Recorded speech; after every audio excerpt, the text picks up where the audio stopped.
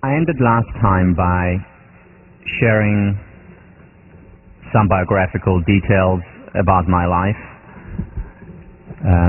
Some people asked me after, are they really true? So yes, they're absolutely true. And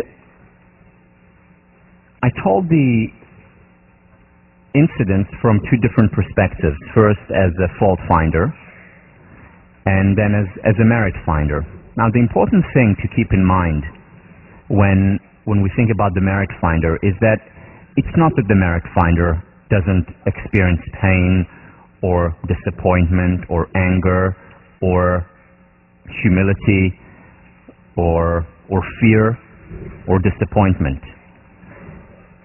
You know, it's very disappointing, to say the least, not to be able to pursue one's goal, if that goal happens to be a professional career in squash. It is very humiliating to be the only person who fails out of a program, and then to have to walk around for a whole year in William James while, you know, feeling like you have a horn coming out of your head. It's not fun. It's painful. However, the difference between a merit finder and a benefit finder and a fault finder is that the benefit finder understands that while things don't necessarily happen for the best, it is possible to make the best of things that happen. Things will be okay. Things will turn out fine. It may take a while until I see the benefit of it. It may take a while until I get over the humiliation or the pain or the disappointment. But that too shall pass.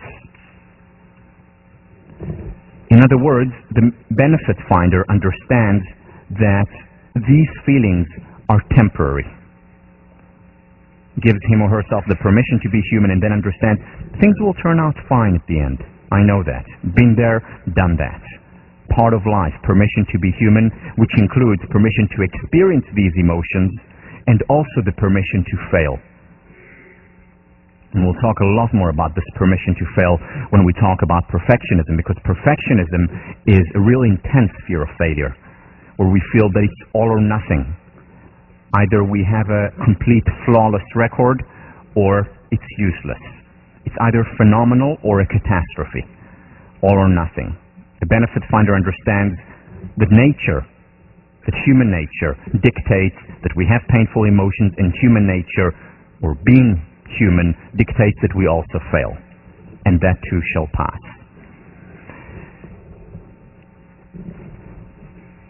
There are many benefits to being a benefit finder.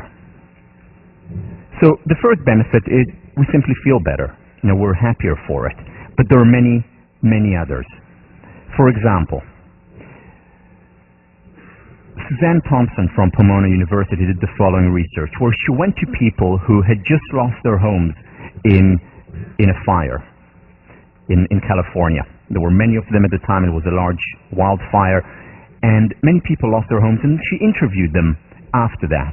And she distinguished between benefit finders and fault finders. The benefit finders didn't say, oh, I'm so glad it happened, but they said, well, there's some positive here. You know, I can start anew. It's a fresh start. I now will appreciate my home more. My family's okay, and I'm relieved, and that's good. So they focused on the positive. When she followed up with these individuals, those who were benefit finders as opposed to fault finders were happier in the long term, were experiencing more positive moods, and less likely to be anxious, and had less physical symptoms, both psychological as well as physical consequences. A lot of research on health benefits. For example, Glenn Affleck did research with individuals who had a heart attack. And there were some individuals who saw it as a catastrophe, the end of the world. There were others who were certainly not happy about it, but said, okay, so this is a wake-up call. There's actually some positive here, because it's telling me I need to take care of myself better, or it helped them revise their personal values. Those individuals who saw the positive, the benefit, who were able to see the wake-up call there, were more likely to survive 8 years later, less likely to have a second heart attack. Now that sounds pretty obvious because, they changed their lifestyle. But it's not just about changing lifestyle. Julian Bauer, we talked about last time, from UCLA, looked at AIDS patients and identified the benefit finders there. Not the people who said, oh, I'm so glad I have AIDS, but rather the people who said, as a result of that, I'm able to appreciate certain things more. As a result of that, I focus more on the things that really matter. As a result of that, I'm getting closer to certain people.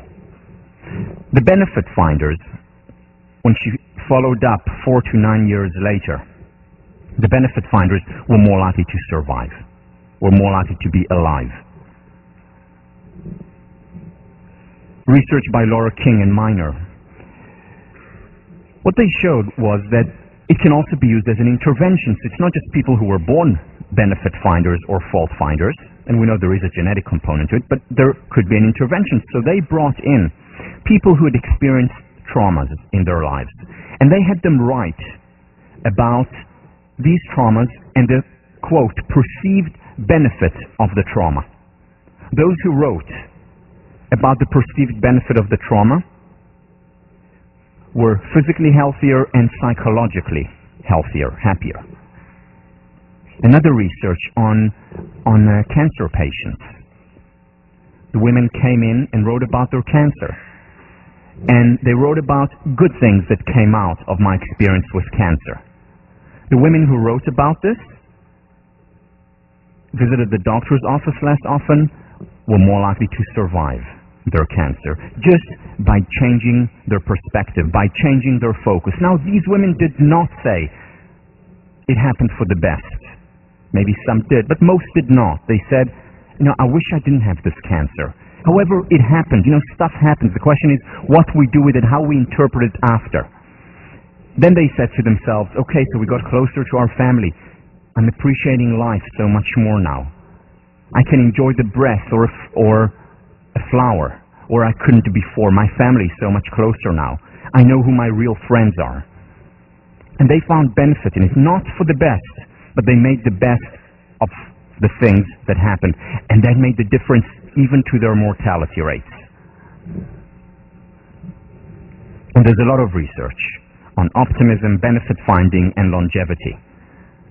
For example, in a sample of 839 residents in the Mayo Clinic, when they looked at them and they identified the benefit finders and the fault finders, the benefit finders, the optimists, were, after 2 years, were 19% more likely to survive.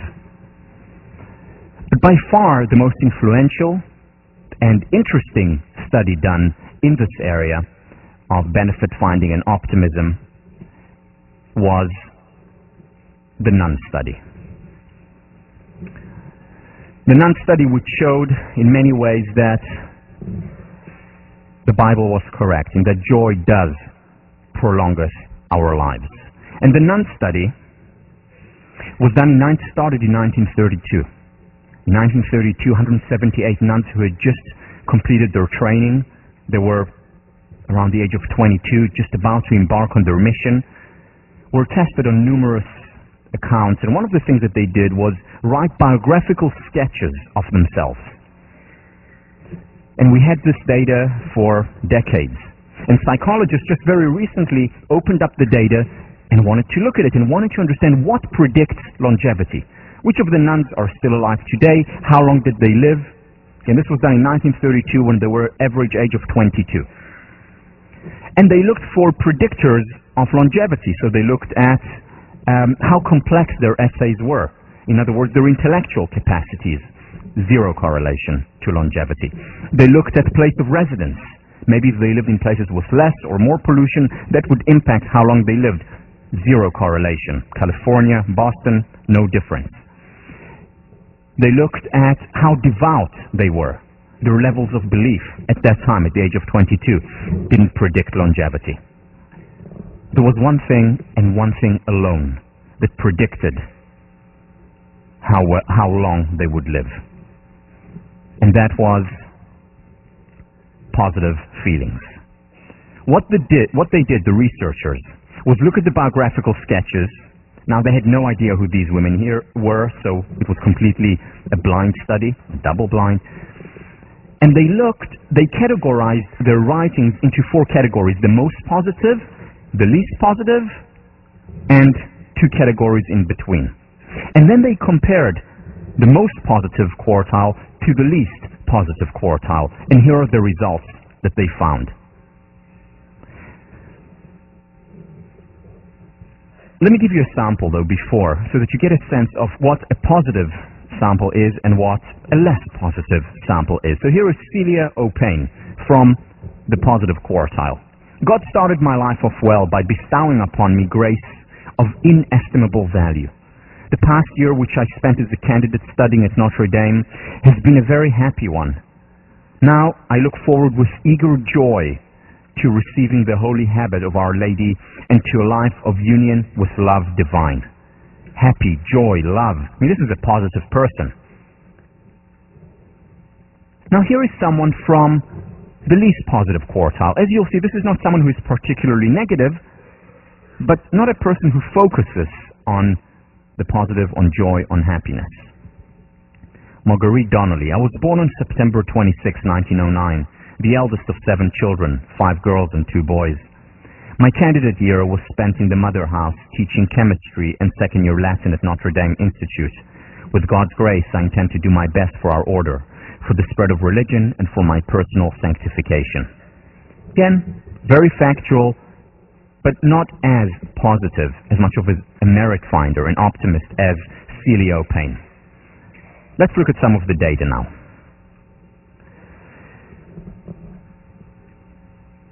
At the age of 85, and again, this is looking back, 90% of the most cheerful quartile were alive, and just 34% of the least cheerful quartile were alive. And this is significant difference. Now, that doesn't mean that there aren't some fault finders who live to 120 and merit finders who die of a heart attack at 30. Of course there are. But on average, the best predictor, what accounts for most of the variance in terms of longevity in this study, was positive feelings, positivity in general. Here is 9 years later, same study. The age of 94, 54% of the most cheerful quartile were still alive, whereas just 11% of the least cheerful quartile were alive. These are remarkable results. Again, you have some sketches, you analyze them today not knowing who lived and who died, and just based on the single factor, positivity, you're able to predict with remarkable, significant levels, you're able to predict longevity, who will be alive and who will not be.